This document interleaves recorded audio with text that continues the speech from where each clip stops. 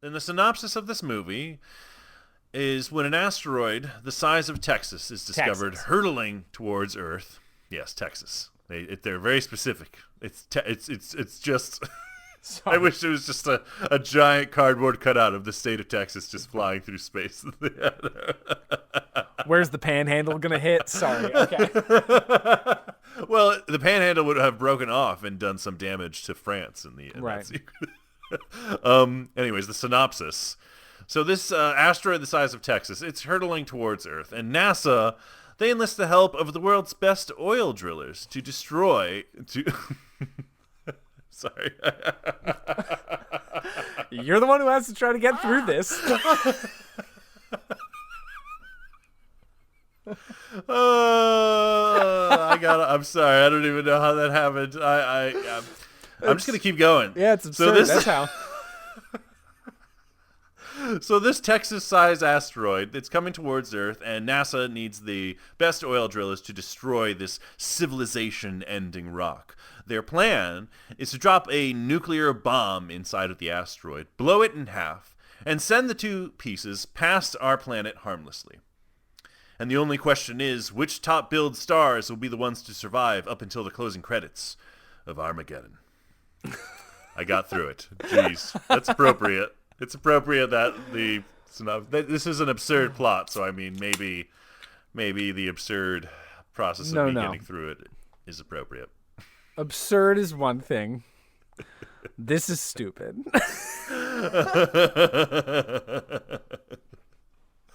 Well, I kind of agree. I kind of agree. I mean, there are explosions in space. No, hold on. I'm not calling this movie dumb. I like a lot of like big dumb movies. I can get behind a big dumb movie. This movie is fucking stupid. Okay, so then what is? I guess what? Maybe I should let you speak first. Sorry, what is no. the?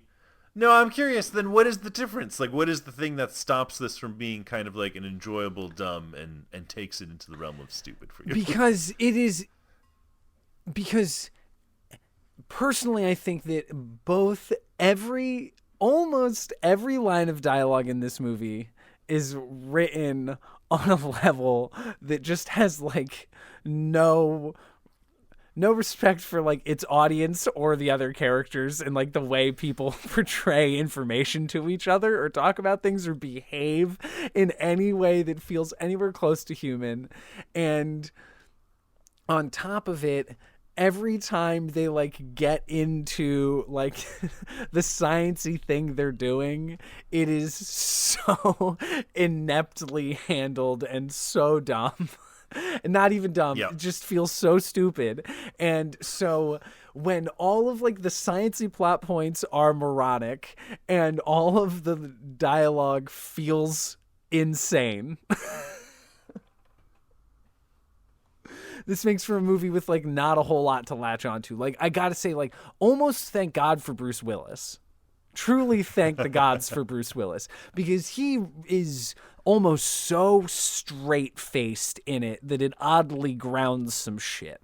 I think he gives a great performance. Yeah, without him setting his brow the way he does, and without Michael Bay knowing how to energetically and compellingly shoot a movie, this movie would have been tough to handle in most ways. And in this case, it's just a really fucking stupid movie. So, I never went. Well, maybe it's appropriate to say the first time I saw this movie, I was a kid. I went to theaters to see this movie with my family when it came out in 1998. So I was probably going on 9 years old. About to be 9 years old if it was like June. And I think I still kind of love and view this movie with exactly the same eyes. It's a stupid movie. The science that's presented in is very stupid. The dialogue in a weird way works for me. not in the sense of like, does this actually sound like real people speaking to each other? Because to me, none of the plot really unfolds in a very naturalistic way. This movie isn't naturalistic. Insane. It's almost as if, like, the very fact that when they discover the asteroid, it's 12 days away from hitting Earth, and you think to yourself, like, okay, I get it. It's a big fucking sky. We can't watch the entire sky. It's a little bit of a stretch that it's 12 days away, but the fact that it's 12 days away gives this movie immediacy, and that's kind of the weird thing that is constantly motivating the stupidity of this movie. Is it's constant. It's almost as if when you open up a scene, it's like characters are learning information for the first time. It's like they're always just like reacting to things that are happening. And I mean, when it's on the asteroid, it makes, I guess, more sense to me. But I think that you're right in terms of, like, it's not like these people sound like real people. They're just kind of... They're just either devices for the plot or they're delivery pieces of really great jokes. And I think that, to me, the reason why this movie works is because I find so much of it so funny. Like, before they get to the asteroid... I think in a weird way in my mind, call the first half of this movie almost a comedy. Like it plays so like one. It has so many great jokes for me, and it's paced like one. It has a sequence of like a guy chasing a dude with a shotgun, like "Don't fuck my daughter," because that's like Bruce Willis's, bread and butter. Don't fuck my daughter. And he's like, but you're right. It plays like when we were fighting over Birds of Prey about how I was saying that movie's a comedy and you were saying it was a drama, and I was like, I think you mean it's just an unsuccessful comedy. That when you look at the pacing and the way the first hour of this movie plays out, it mostly feels like a comedy. It mostly feels like a comedy. Like, a lot of the kind of like the peril comes on the asteroid, and I do kind of I like the asteroid set. Like, I know that it looks hokey and it doesn't actually look like a real asteroid. I think it looks fun and I just agree. like really. Yeah, I think it just looks like hell. Like, it looks like they're in some weird like inferno type of location, and it's fun.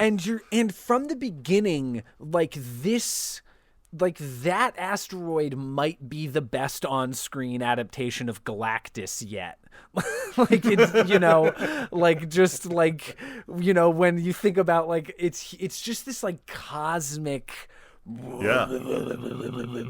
It's like great thing just coming, and no, you're right, it's like spooky, and the Owen Wilson joke lands. He's like, so the most terrifying environment possible. That's all you had to say, just the most terrifying environment possible.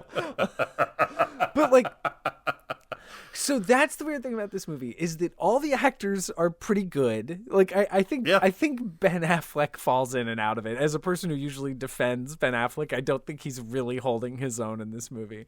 But I think more or less the whole cast rises to the occasion. But it's just that every time anything happens, I just can't. My immediate response is, Jesus fucking Christ.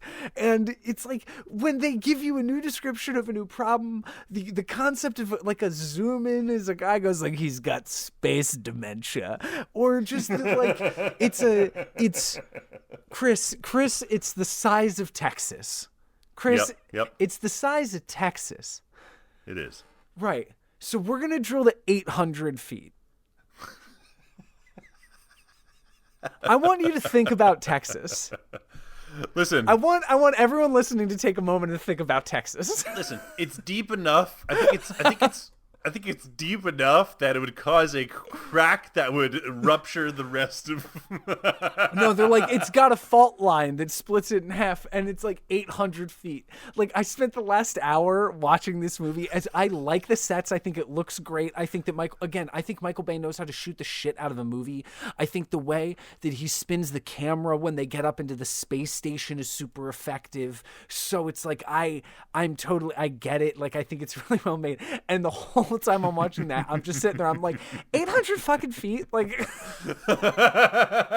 I'm like, how can I not keep thinking about if that's this? something, no, I mean, if that's something that you constantly think about, I mean, let's just, right. I don't know if you know this, but apparently... It's a major plot point. And not only is it a major plot point, I just, like...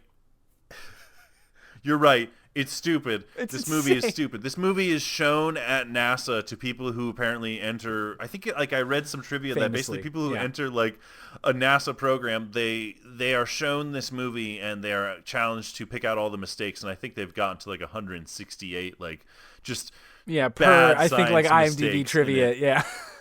And I think this is definitely a movie that falls easily under that category. And The thing yeah. in my heart is basically this: it could be 10,000 feet, it could be 800 feet. I would believe anything. Like, this movie is just so ridiculous and over the top. Like, I would just be like, yeah, sure, okay, they're digging that deep. Like, it's almost like at that point, the depth is just something that I don't think about because I'm Right. so in the bag as I'm moving forward. But And I guess it can has kind to of, sound like it's tangible, like it's actually possible to accomplish is a fair point. yeah. And it's so interesting because, like, despite the fact that this movie probably is egregious with its science, one of the reasons why I think some of the best sequences and like some of the best effects as well work so well is because they actually got permission to shoot at NASA. They actually got to shoot in Florida. Yeah. They filmed shuttles taking off. They filmed inside the giant pool that they actually used to train NASA astronauts. I remember just thinking like, oh, this shit is so cool, and it's so interesting how it has such a respect for the actual science world. And I think because I get to see all that real shit, then once we go to space, I'm just like, fuck it, whatever, 800 feet, put a Right. nuke in it. It's boom. It's